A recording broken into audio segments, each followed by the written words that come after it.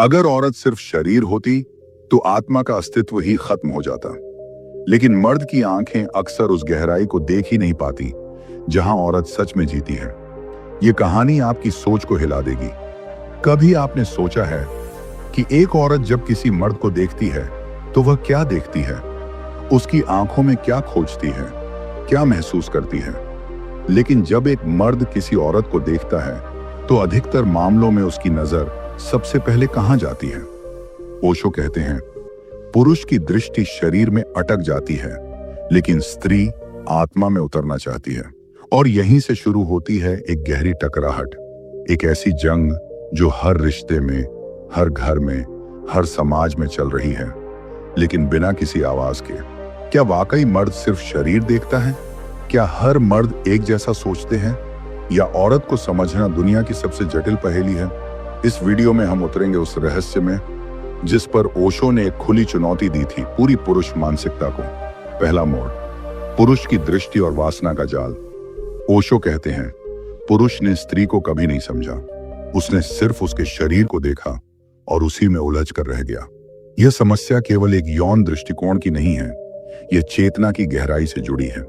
जब मर्द स्त्री को देखता है तो उसके दिमाग में कई संस्कार और कंडीशनिंग पहले से भरे होते हैं।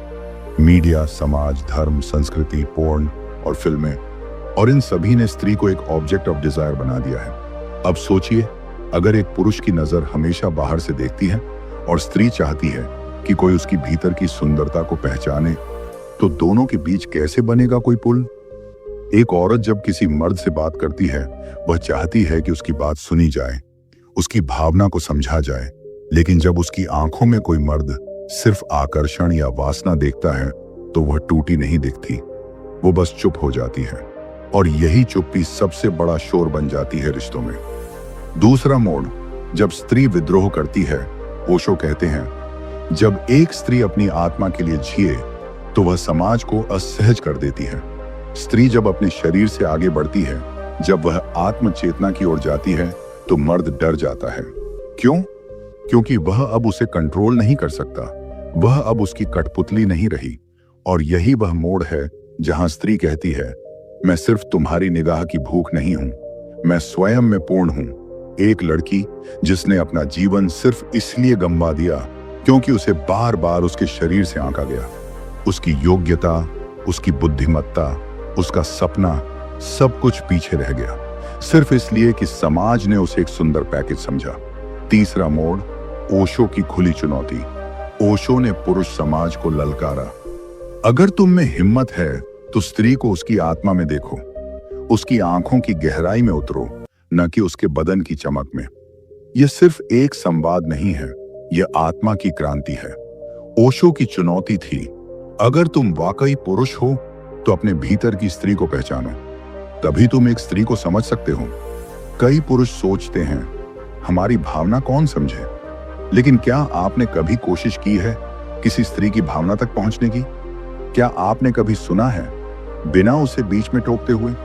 चौथा मोड़, जिस्म से परे आत्मा की यात्रा। ओशो समझाते हैं, स्त्री और पुरुष दोनों ऊर्जा हैं। अगर तुम सिर्फ शरीर में अटकते हो तो आधा जीवन ही जीते हो, लेकिन अगर तुम चेतना में उतरते हो तो स्त्री और पुरुष मिलकर एक नई सृष्टि बनाते हैं। स्त्री कोई भोग्य नहीं है, वह शक्ति है, वह शिवा है, वह साधना है। तो सवाल यह नहीं है कि स्त्री क्या है, सवाल यह है कि मर्द क्या देखता है। अगर आप वाकई प्रेम करना चाहते हैं तो देखना सीखिए शरीर नहीं, आत्मा को। ओशो कहते हैं, प्रेम वह नहीं जो आंखों को अच्छा लगे, प्रेम वह है जो आत्मा को शांति दे। अगर दुनिया में हर मर्द ने एक बार भी किसी स्त्री की आत्मा को देखा होता तो यह दुनिया मंदिर बन जाती, औरत देवी बन जाती और मर्द सन्यासी। औरत सिर्फ शरीर नहीं है, वह सृष्टि है। अगर तुमने उसे समझ लिया तो तुमने खुद को समझ लिया।